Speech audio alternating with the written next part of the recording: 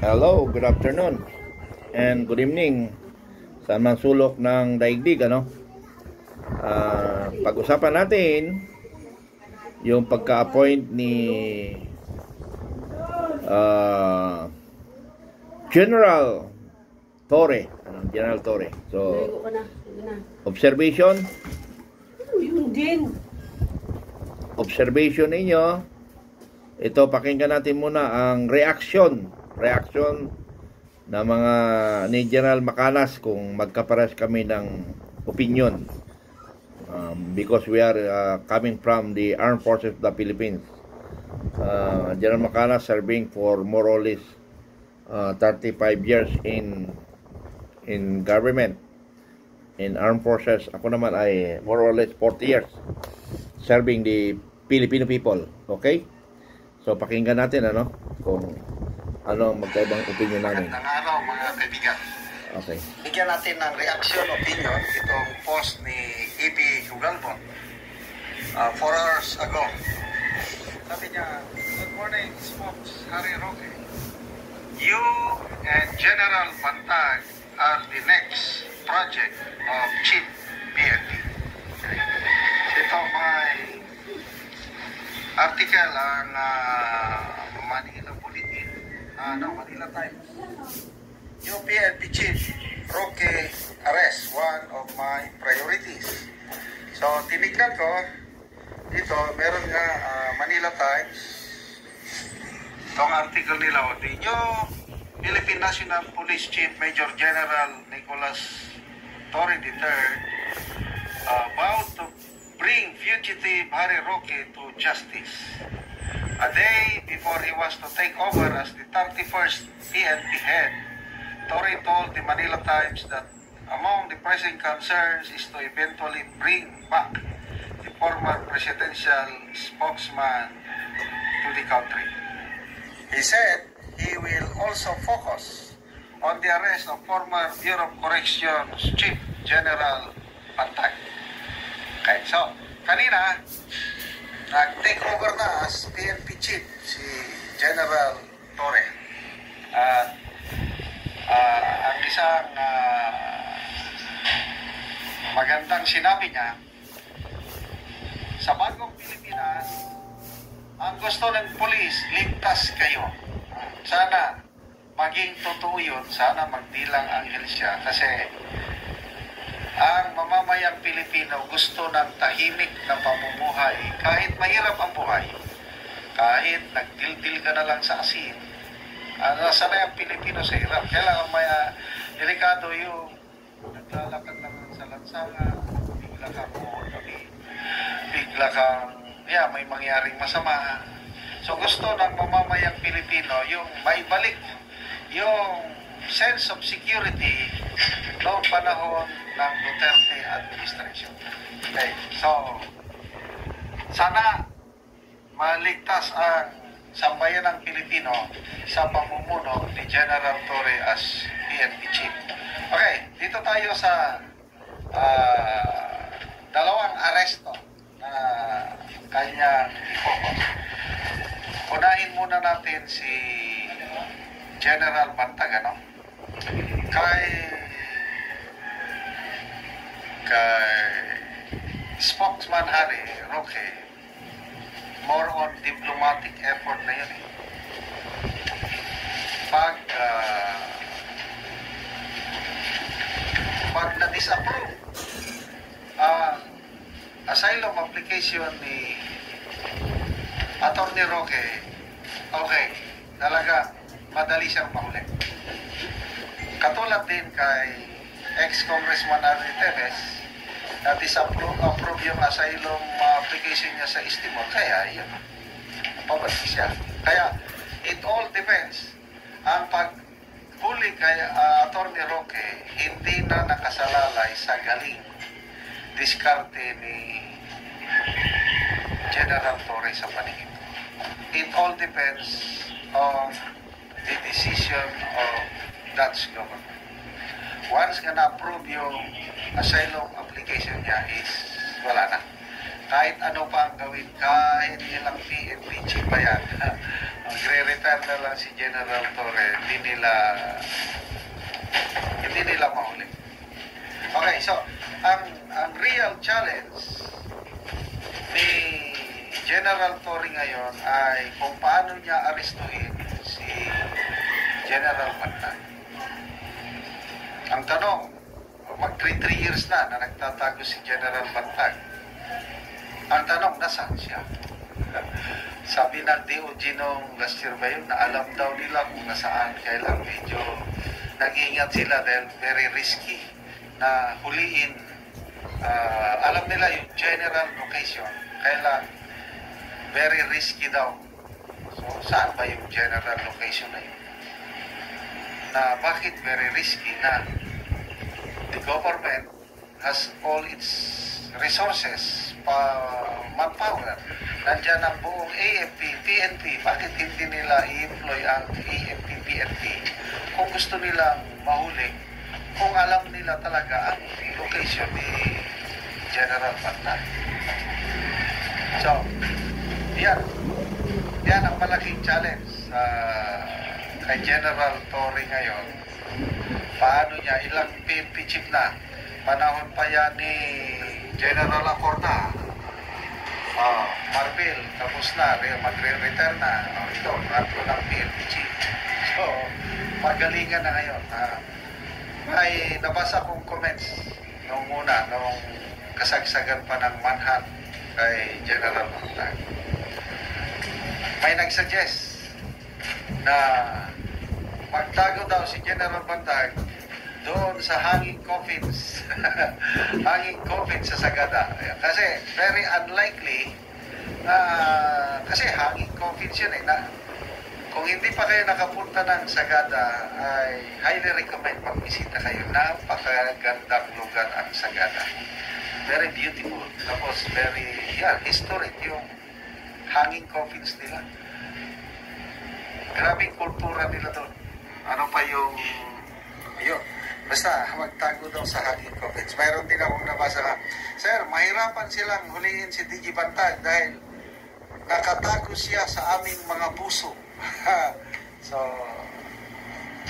marami pa rin ang nagmamahal kay DJ Bantag kahit hinahanap siya ng maraming nagmamahal sa kanya. So, ako, hindi ko alam kung nasaan siya ngayon. Okay, birihat ako magbigay ng opinion Okay, bago ako doon sa dalawang hinahunting ni General Torre. Dito lang muna ang challenge ko kay General Torre Si General Torre ay malaking nagawa sa Pilipinas. Pero ang malaking nagawa niya sa Pilipinas ay halos questionable ang aksyon ni General Torre. Questionable Pag sinabing questionable, para bang illegal or legal? So, pag sinabing illegal, ang makapagsabi lang dyan, yung husgado kung illegal. Pero, hindi natin mapipigilan yung mga opinion ng bawat Pilipino at saka ng lawyer. Illegal ang pagpasok nila sa KOGC, walang respeto sa religious compound, parang ganon. Sounds like that, So, may question ang pagka-implement ni General Torre, may questionable, So, hindi ko sinasabing mali, hindi ko sinasabing tama. Kasi nga, makapagsabi lang ng tama, only the court. Opinion ng mga bawat abogado, both side, that is their opinion. Opinion natin bawat isa, that is our opinion. So, questionable. Hindi ko sinasabing tama or mali. Okay. Regarding naman sa pagka-aresto ni Pangulong Digong, hindi rin natin masabing tama o masabing mali or illegal. Kasi nga, korte lang pwede magsalita. Pag narinig mo kasi side ng Marcos administration, tama. Pag narinig mo ang defense, tama rin sila. So, sino nagsasabi ng katotohanan? So, wala, di ba? Kasi wala pang court decision. Okay. Ang point ko dito, mga kabagang, ay nakilala si General Torre sa pagsunod ng sinasabing order. Hindi ko dudugtungan ng illegal at saka legal. Order lang, order. Questionable order. Okay. Sumunod siya sa order sa KOJC, questionable. Sumunod siya sa order ng pag-aresto, questionable. So doon lang siya sumikat. Take note ninyo mga kabagang, yun lang yung out of how many years in stay in the government, yun lang yung nakikita ko na maganda para sa kanya. Pero sa isang tao lang siya sumunod. Kaya ko sinasabing iisa lang tao dahil hindi pa napoprobe kung legal or illegal. So sinasabi na lang natin, sinusunod niya isang tao lang. Hindi yung batas. Hindi yung batas. Doon siya sumikat. Pero other than that accomplishment of Torre, wala akong narinig. Bagkos may narinig ako negative sa kanya. Okay, yung personal ng data, Calbayog City, hindi siya tinatanggap doon. Which is he is the provincial commander. Nakaka-insulto na yun. Biro mo, provincial commander ka, hindi ka makapunta sa iyong nasasakupan. Anong insulto sa pagkatao mo noon? Hindi ka ba nagising doon? Kung ako doon, para bang wala na, hindi ko na kaya ipagmalaki ang sarili ko. Biro mo, inisyuhan ka ng personal ng data. Matindi yun. Ang akala ko doon sa mga suwail lang yun pati pala sa provincial commander, ganon, Pero sa aking pagkalam kasi malakas ang politika doon sa Calbayog City. Maring nagkamali ang desisyon niya. Pinaprotektahan ko pa nga Maring nagkamali ang desisyon niya, kaya nadali siya ng personal ng grata na para bang nagsasite siya doon sa hindi nakaupo. Parang gano'n. Wala akong alam na kwento Pero alam ko kasi ang sitwasyon ng Calbayog City that time, may pangapatayan. It involves ang mga pulis dito. Baka yun yung panahon na yun. Bahala na kayo mag-research kung basta yun ang pinapasok ko. At ang masaklap pa dito, hindi ko malaman kung is